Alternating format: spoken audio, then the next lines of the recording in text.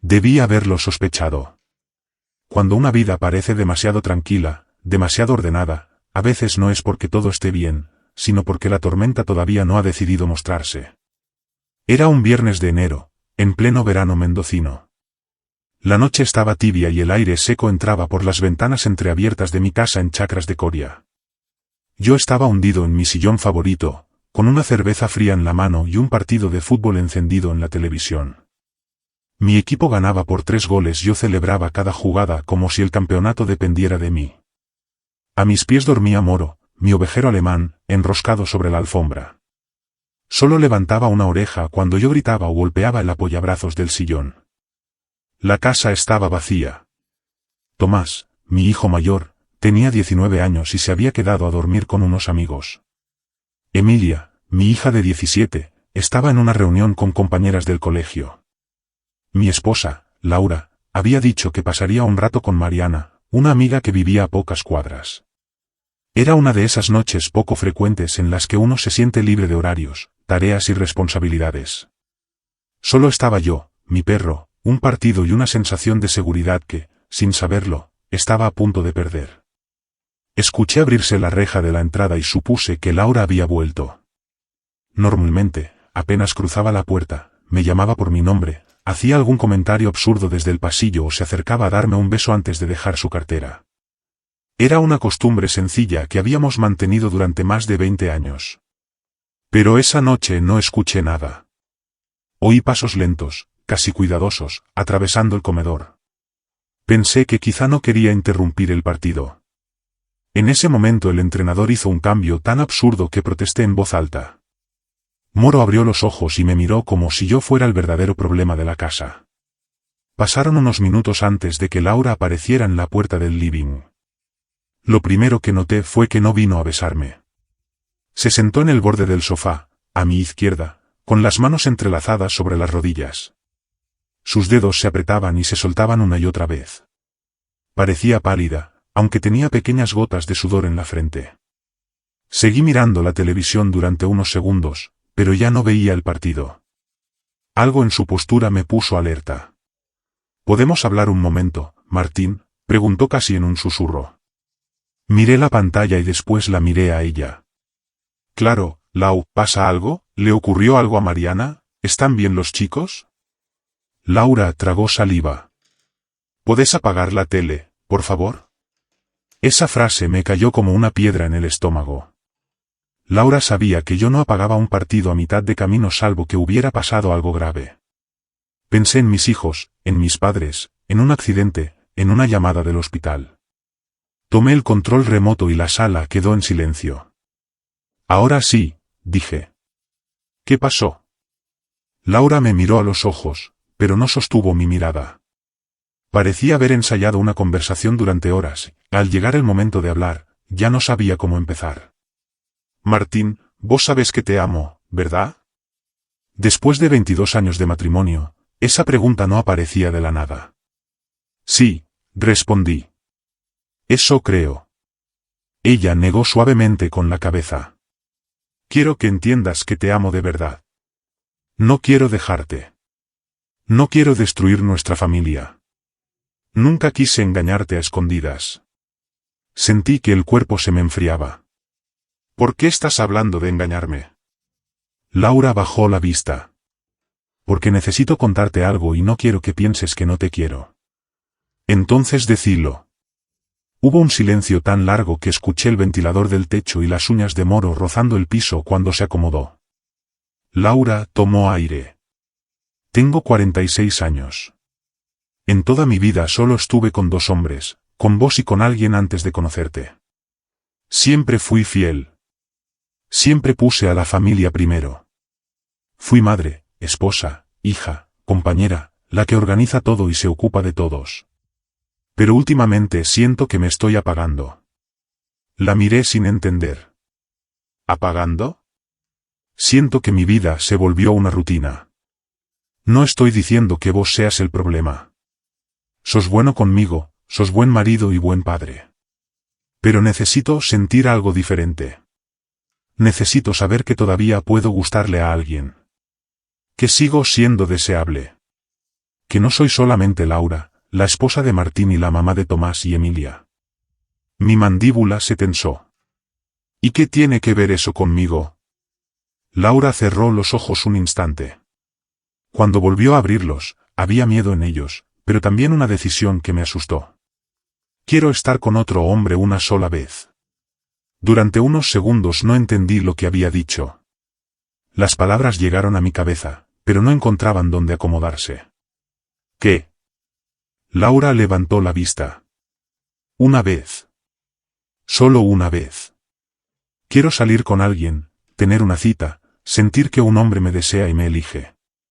No quiero enamorarme. No quiero una segunda vida. No quiero dejarte. Quiero vivir una noche distinta y después volver a casa. Quiero seguir siendo tu esposa y seguir con nuestra familia. Me levanté del sillón tan rápido que Moro se incorporó de golpe. El corazón me golpeaba en el pecho. ¿Me estás pidiendo permiso para acostarte con otro tipo? Laura se estremeció. No lo digas así. ¿Y cómo querés que lo diga? ¿Querés llamarlo liberación, una experiencia para encontrarte a vos misma? No quiero lastimarte. Ya me estás lastimando. Caminé de un lado a otro por el living. Quise pensar que era una pesadilla, que me había quedado dormido con el partido encendido y que en cualquier momento iba a despertar. Pero Laura seguía allí, inmóvil, esperando que yo aceptara algo que para mí era imposible. Esto no tiene que ver con vos, insistió. Tiene que ver con mi autoestima. Con sentirme mujer. La miré con rabia y desesperación. ¿No te sentís mujer conmigo? Después de tantos años todavía no sabes cuánto te deseo, cuántas veces te digo que estás hermosa, cuántas veces intenté que tengamos tiempo para nosotros. Sí, y yo valoro eso, respondió. Pero tu mirada viene de alguien que me conoce hace años. Yo necesito sentir la mirada de alguien nuevo. ¿Necesitas que un desconocido quiera llevarte a la cama para sentirte valiosa? No es tan simple. Para mí sí lo es. Ella se puso de pie y cruzó los brazos. Yo siempre hice todo por esta familia.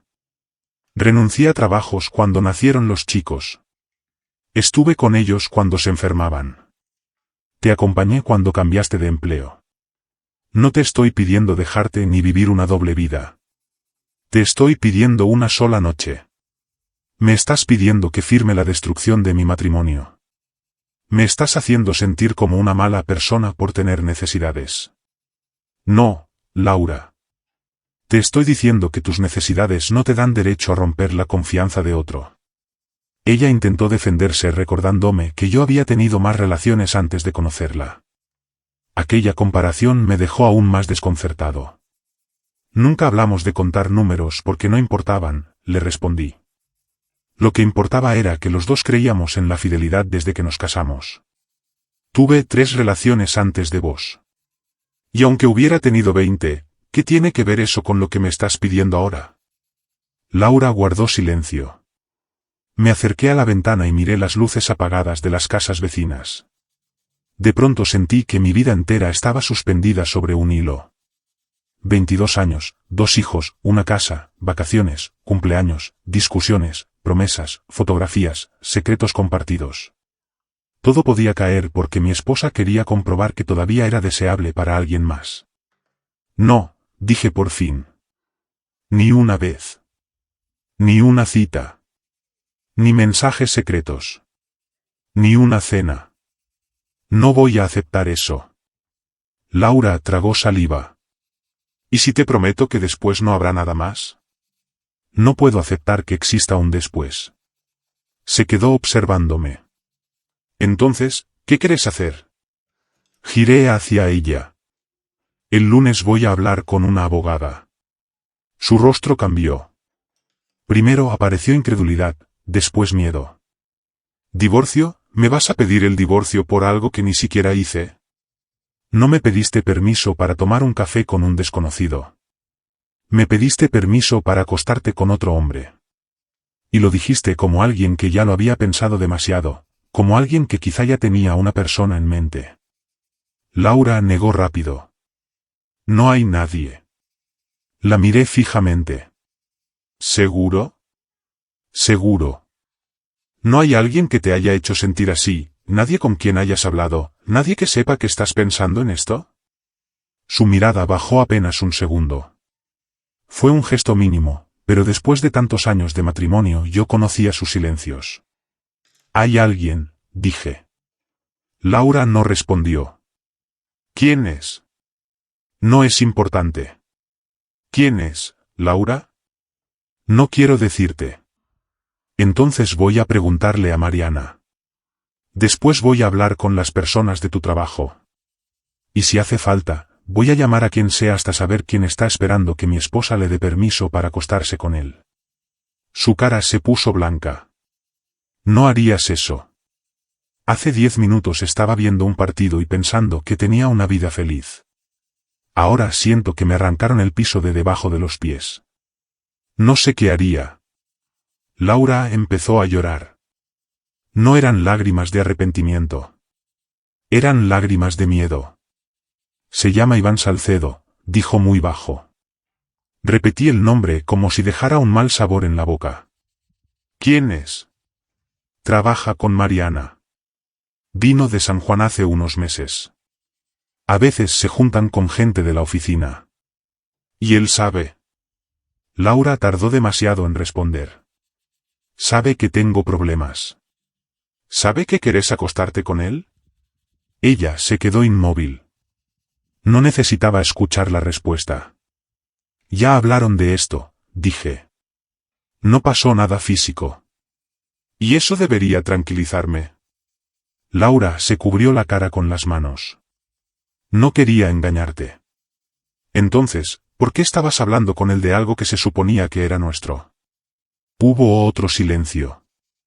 Entonces le pregunté dónde había estado realmente esa noche. Laura intentó esquivar la respuesta, pero terminó admitiendo que primero había ido a casa de Mariana y luego se había reunido con Iván en un café. Mariana sabía que Laura estaba confundida y también sabía que ella quería hablar con él. En otras palabras, no había regresado de una charla inocente con una amiga. Había vuelto de reunirse con el hombre con quien quería acostarse. «¿Le dijiste que querías estar con él?», pregunté. Laura bajó la mirada. «Sí». En ese momento comprendí que la traición no había empezado en el instante en que ella se sentó frente a mí. Ya había empezado antes, con mensajes, secretos, excusas y una conversación que había compartido con otro hombre antes de ser capaz de hablar conmigo. Volví a encender el televisor. El partido seguía, pero yo no veía nada. Los jugadores corrían, la gente gritaba desde las tribunas y las imágenes cambiaban una tras otra, pero mi vida ya se había partido en dos. Laura subió al dormitorio después de unos minutos. Escuché sus pasos en la escalera, el crujido de la puerta y después silencio. Me quedé frente a la televisión hasta que terminó el partido. No recuerdo quién ganó. No recuerdo el resultado. Solo recuerdo estar mirando una pantalla sin entender nada, mientras todo lo que había construido empezaba a derrumbarse. Durante el resto del fin de semana, Laura intentó hablar conmigo varias veces. Decía que no había hecho nada, que estaba atravesando una crisis, que me amaba y que no quería perderme. Yo respondía poco. Pero mi cabeza no se callaba. Empecé a repasar los últimos meses con una claridad dolorosa. Laura había estado distante, no solo conmigo, también con los chicos. Emilia fue la primera en notarlo. Una tarde me preguntó si su madre y yo habíamos discutido. «Está rara», me dijo. Como si estuviera acá, pero pensando en otra cosa. Nuestra intimidad también había cambiado. Antes encontrábamos tiempo para nosotros, aunque fuera entre cansancio, tareas y horarios. En los últimos meses, Laura parecía evitarme. Siempre tenía dolor de cabeza, cansancio, una reunión temprano o una llamada pendiente. También estaban los mensajes. El teléfono se había convertido en una extensión de su cuerpo. Lo llevaba al baño, lo dejaba boca abajo sobre la mesa y respondía notificaciones de madrugada. Cuando le preguntaba, decía que Mariana estaba pasando un mal momento con su esposo, Esteban. Ahora entendía que esa historia era parte de la mentira. El lunes llamé a una abogada. Se llamaba Patricia Ocampo y tenía fama de ser clara, firme y poco dada a dramatismos. Me dio una cita para el jueves. Laura lloró cuando se enteró. No tenés que hacer esto. Podemos ir a terapia. No quiero ir a terapia para que me expliquen por qué debería aceptar que mi esposa quería estar con otro hombre. No quería estar con él. Quería sentirme deseada. Ya elegiste a quien querías que te deseara. No pasó nada. Todavía. Esa palabra fue la única que importó. Laura no había cruzado una línea física aquella noche, pero ya había cruzado una frontera emocional. Para sentarse frente a mí y pedirme permiso para acostarse con Iván, había tenido que fantasear con eso durante semanas, hablar con él y ocultarme cosas. Patricia me escuchó sin interrumpirme. Le conté la conversación, el nombre de Iván, el café, las mentiras sobre Mariana, los mensajes y los cambios que yo había notado en casa. Cuando terminé, juntó las manos sobre el escritorio. No puedo decidir por usted, dijo. Pero un divorcio no depende únicamente de una infidelidad física. También depende de si la confianza puede reconstruirse. Esa respuesta solo la tiene usted. No creo que pueda confiar en ella otra vez, respondí. Entonces debe ser honesto con eso. Antes de irme, Patricia me recomendó conservar cualquier mensaje, llamada o conversación relacionada con la separación. No era para vengarme ni para convertir el divorcio en una guerra. Era para no negar después lo que había ocurrido. Por eso activé la grabación automática de llamadas entrantes desde el teléfono de Laura. Nunca imaginé que semanas más tarde esa decisión me daría la respuesta definitiva. Una semana después, Laura recibió la notificación formal del divorcio. Fue una escena horrible. Lloró, me pidió que pensara en los chicos y dijo que estaba destruyendo una familia por una conversación. Yo le respondí que una conversación no destruye una familia, pero puede revelar que la familia ya estaba siendo empujada hacia un abismo. Tomás reaccionó con enojo y confusión. Quería saber por qué no podíamos arreglarlo. Emilia se encerró en su habitación y durante 2 días apenas me habló. Para ellos, su madre no había cometido una traición visible. No había fotos, hoteles ni una confesión de sexo. Solo había palabras. Y las palabras, cuando uno es joven, pueden parecer menos graves que los hechos. Para mí, en cambio, esas palabras mostraban que algo ya se había roto. El juzgado ordenó sesiones de mediación antes de avanzar con el divorcio. La terapeuta se llamaba Beatriz Funes, una mujer de voz tranquila y expresión paciente. En la primera sesión, Laura lloró casi todo el tiempo. Repetía que no había estado con Iván, que no quería destruir el matrimonio y que solo había cometido el error de expresar algo que estaba sintiendo. Beatriz me preguntó por qué yo consideraba imposible continuar. Mi esposa no me habló de una fantasía abstracta, dije. Me habló de un hombre concreto. De una noche concreta. De un deseo que ya estaba compartiendo con alguien fuera de nuestra relación. Cuando descubrí quién era, lo primero que hizo fue pedirme que no le hiciera daño. Antes de preocuparse por mí, se preocupó por él. Laura me miró con dolor. No fue así. Sí fue así. Beatriz guardó silencio unos segundos. Después dijo que a veces las personas llegan a una crisis y no saben pedir ayuda de la forma correcta. Tal vez, respondí. Pero la fidelidad no debería ser una concesión extraordinaria. Debería ser la base de lo que juramos cuando nos casamos. En la segunda sesión, Laura llegó con una lista de promesas. Dijo que cambiaría de trabajo, bloquearía a Iván, cortaría contacto con Mariana, iría a terapia individual y me daría acceso a su teléfono. Pero cada promesa me hacía sentir más triste, no más seguro. Era como si recién entonces comprendiera que había que cuidar lo que teníamos. ¿Vas a cambiar de opinión?, me preguntó Beatriz al final. No, dije. La amo. Eso es lo peor. Pero no puedo seguir casado con alguien a quien voy a mirar todos los días preguntándome qué está pensando, con quién habla o cuándo volverá a resentirse porque no consiguió lo que quería. Los padres de Laura se enteraron poco después. Su madre me llamó furiosa y aseguró que yo estaba separando a la familia por una idea que Laura nunca había llevado a cabo. Le pregunté si conocía el nombre de Iván, el café secreto y las mentiras sobre Mariana. Se quedó callada. Mi suegro tomó el teléfono, me pidió que se lo contara desde el principio, y, al terminar, solo dijo, lo siento, Martín. No sabía que había alguien concreto. Me mudé a un departamento pequeño, a 15 minutos de la casa. Emilia se quedó con Laura hasta terminar la secundaria y Tomás repartió sus noches entre ambos hogares. La distancia nos dolió, pero también me permitió respirar. Llamé a Esteban, el esposo de Mariana, porque Laura había usado a su mujer como excusa para ver a Iván. Él no sabía nada.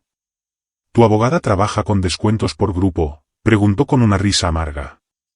No quise hundir otra familia, pero tampoco podía fingir que todo era normal. Poco después descubrí que Iván seguía comprometido con Celeste, una mujer de Córdoba. Laura me había mostrado algunas capturas para probar que no había ocurrido nada físico, y en ellas quedaba claro que Iván alentaba su cercanía. Le envié esas pruebas a Celeste. Días más tarde supe que canceló el compromiso y que Iván fue trasladado de oficina. No sentí alegría. Solo pensé que cada mentira, tarde o temprano, exige una consecuencia. 2 semanas antes de que el divorcio quedara firmado llegó nuestro aniversario número 23. Cenando solo frente a la televisión, recordé cómo había conocido a Laura en la Universidad Nacional de Cuyo. Yo estudiaba sistemas y ella necesitaba aprobar astronomía para completar créditos. Me pidió ayuda con unas fórmulas, empezamos a estudiar juntos y terminamos enamorándonos. Éramos jóvenes, torpes y felices. Nos casamos 2 años después de graduarnos, tuvimos a Tomás y Emilia, compramos una casa y construimos una vida común, con asados, cuentas, viajes modestos y discusiones sin importancia. Por eso me dolía tanto, no estaba dejando atrás un matrimonio vacío, sino algo que durante años había considerado mi lugar más seguro. Cerca de la 1 de la madrugada, en nuestro aniversario, mi teléfono sonó. Era Laura. Dudé en atender, pero ya estaba despierto. Deslicé el dedo sobre la pantalla. Hola. No hubo respuesta. Al principio pensé que había marcado por error. Después escuché respiración agitada, voces bajas y un sonido que me dejó inmóvil. Entonces Laura pronunció un nombre que ya conocía demasiado bien, Iván. Me quedé congelado. Era evidente que su teléfono había marcado mi número desde una pantalla desbloqueada. Escuché lo suficiente para entender que Laura estaba con el hombre cuyo nombre me había dado aquella noche. El hombre con quien, según ella, no había pasado nada. La llamada quedó registrada automáticamente en mi teléfono. No por venganza, ni porque yo esperara encontrar algo así, sino porque Patricia me había recomendado conservar cualquier conversación importante mientras el divorcio seguía abierto. Con las manos temblando, llamé a mi suegro. Contestó medio dormido. «Martín, ¿pasó algo?» «Necesito que escuches esto», le dije. Reproduje la grabación. No hablé mientras sonaba. Cuando terminó, escuché su respiración al otro lado de la línea. «Lo siento», murmuró. No sabía. Yo tampoco sabía que iba a terminar así. A la mañana siguiente Laura me llamó desesperada. Dijo que había cometido un error, que Iván la había presionado, que no sabía qué estaba pensando y que por favor no usara la grabación. Yo le respondí que no iba a humillarla públicamente, que no quería destruirla ni convertir nuestra vida en un espectáculo. Pero que ya no había nada que discutir. El divorcio se firmó semanas después. Laura se quedó temporalmente en la casa hasta que se organizara la venta. Dividimos lo que teníamos de manera razonable. No intenté quitarle nada. No quería castigarla. Solo quería salir de una situación que me estaba consumiendo. Durante meses no salí con nadie. Me parecía agotador conocer personas nuevas después de más de 2 décadas de matrimonio. Mis amigos insistieron, y algunas citas incómodas me enseñaron lentamente que todavía podía reír y gustarle a alguien sin sentir que eso era una amenaza. Una noche, después de una reunión con un cliente, entré en el bar de un hotel elegante cerca del centro de Mendoza. Llevaba todavía el traje puesto y la corbata floja. Pedí un whisky y me senté en la barra mientras un pianista tocaba canciones conocidas a un ritmo lento. 1 hora después entró un grupo de mujeres que transformó el salón en una fiesta. Eran unas 15, con bandas de colores, coronitas de plástico y una energía imposible de ignorar. Era la despedida de soltera de Sofía. Entre risas, fotos y brindis, vi a una mujer que parecía fuera de lugar, y al mismo tiempo, sostener a todo el grupo con una mirada cariñosa. Tendría unos 48 años. Llevaba una falda negra, una blusa lavanda y una expresión entre nerviosa y divertida. Mientras las más jóvenes bailaban, ella las vigilaba como una tía responsable que había aceptado una misión demasiado ruidosa.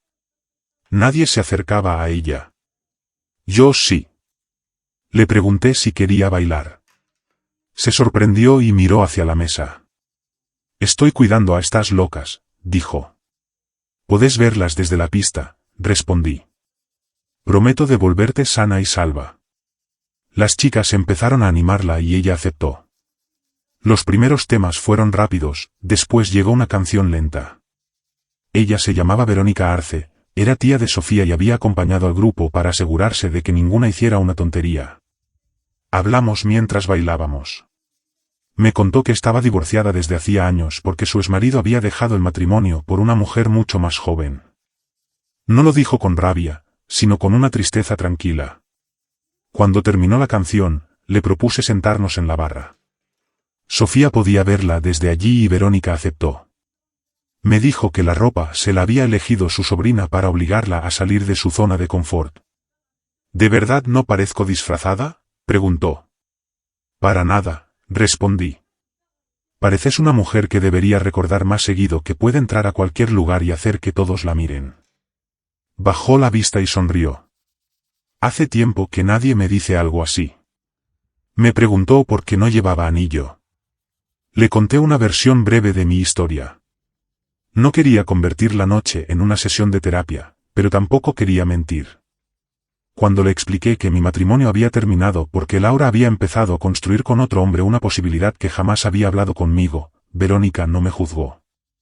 Todos tenemos un límite, dijo. Y una relación no se salva obligando a alguien a vivir por debajo de ese límite. Sus palabras me hicieron sentir comprendido. Más tarde regresó con las chicas, pero seguimos cruzando miradas. Media hora después volvió y me pidió bailar de nuevo. Esa vez fue ella quien tomó mi mano. Terminamos sentados con el grupo. Las amigas de Sofía querían saber quién era yo y por qué hablaba con su tía favorita. Verónica se reía, avergonzada y feliz. La noche cambió de golpe cuando vi a un hombre tomar de la mano a Abril, una amiga de Sofía. Abril estaba demasiado borracha para caminar recto y él la llevaba hacia el pasillo de los baños. Soy padre, aprendí a reconocer cuando alguien está en condiciones de decidir y cuando otro intenta aprovecharse. Fui hacia ellos justo cuando el hombre trataba de empujarla hacia el baño de hombres. Soltala, le dije. Él me miró con desprecio. No te metas, viejo. Ella quiere venir conmigo. Abril apenas podía mantenerse en pie. No parece que pueda querer nada ahora mismo, respondí. El hombre intentó apartarme con el hombro. No buscaba una pelea, pero tampoco iba a quedarme mirando. Lo sujeté del brazo, se soltó con violencia y lanzó un golpe que esquivé por poco antes de empujarlo contra la pared. El seguridad del hotel y el gerente llegaron enseguida. No fue una escena heroica, solo lo necesario para impedir que una joven indefensa quedara sola con alguien peligroso. La policía fue llamada y las cámaras del hotel habían registrado todo. Abril volvió con sus amigas, pálida pero a salvo. Verónica se acercó y me preguntó cómo había visto lo que estaba pasando. Visión de padre, le dije. Cuando tenés una hija, aprendes a mirar ciertas cosas. Cuando el grupo decidió irse, Verónica me besó suavemente en la mejilla. Una de sus sobrinas gritó desde la puerta que consiguiéramos una habitación de una vez, y todas estallaron en carcajadas. Verónica se puso roja, yo también, y por primera vez en mucho tiempo sentí que la vergüenza podía ser algo dulce. Antes de irse, me dio su número. 2 semanas después fui con ella a la boda de Sofía. Verónica llevaba un vestido azul claro y yo elegí un traje oscuro. La novia había contado a media familia lo que ocurrió aquella noche, así que varias personas me agradecieron por ayudar a Abril. Me sentí ridículo, pero Verónica parecía orgullosa. Allí conocí a Julieta, su hija de 25 años, directa e inteligente. Por lo menos una de mis figuras paternas tiene buen gusto para salir, me dijo al conocerme. Verónica le dio un codazo y yo me reí. Esa boda fue nuestro primer paso como pareja. No porque hubiera ocurrido algo extraordinario, sino porque después de esa noche ambos dejamos de fingir que solo pasábamos el rato. Empezamos a vernos con frecuencia. Fuimos al cine, cenamos en restaurantes pequeños, caminamos por parques, conocimos a los amigos del otro y hablamos de nuestras heridas sin convertirlas en el centro de todo. Verónica no era Laura, y yo no necesitaba que lo fuera. Era serena, honesta y tenía una forma de escuchar que me hacía sentir que mis palabras no caían al vacío. No me prometía perfección, me prometía sinceridad. Cuando la presenté a Tomás y Emilia, Tomás la recibió con facilidad. Emilia fue más distante. Seguía enojada por el divorcio y le costaba aceptar que su madre y yo no volveríamos a estar juntos. Verónica no intentó ocupar un lugar que no le correspondía.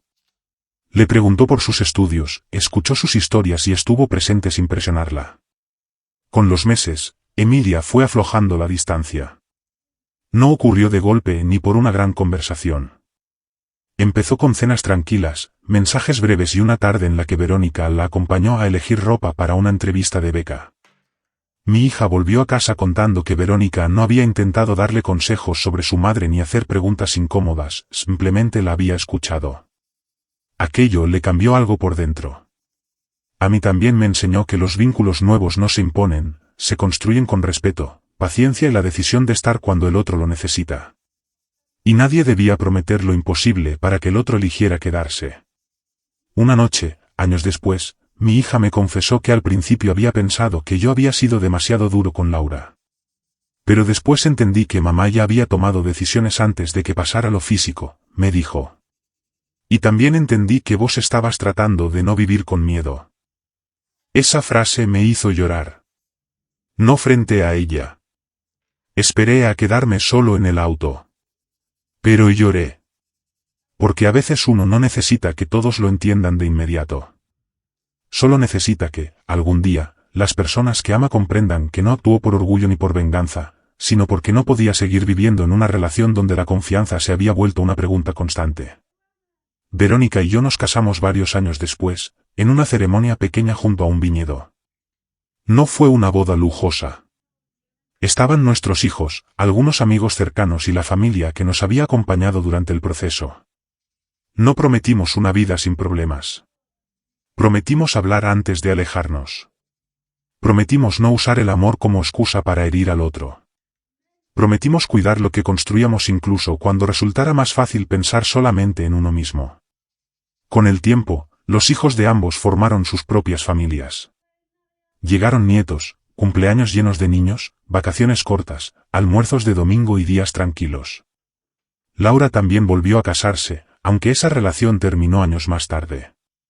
Hablamos poco, lo necesario por nuestros hijos, por eventos familiares o por asuntos importantes. Según Tomás y Emilia, ella todavía dice que su vida cambió por una sola noche. Que yo fui demasiado inflexible.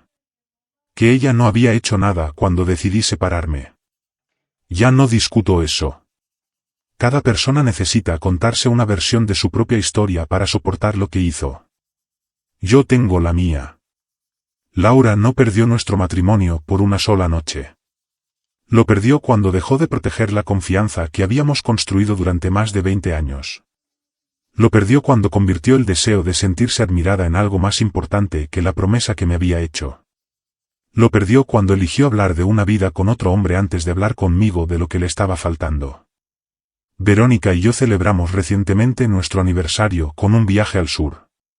Caminamos junto a un lago helado. Tomamos chocolate caliente en una cabaña y nos reímos de lo diferentes que somos ahora de quienes éramos cuando nos conocimos. Cada mañana, antes de empezar el día, nos tomamos unos minutos para abrazarnos, hablar o simplemente estar juntos en silencio. A nuestra edad, el amor no se trata de demostrar nada a desconocidos. Se trata de saber que la persona que duerme a tu lado sigue eligiendo cuidar tu paz.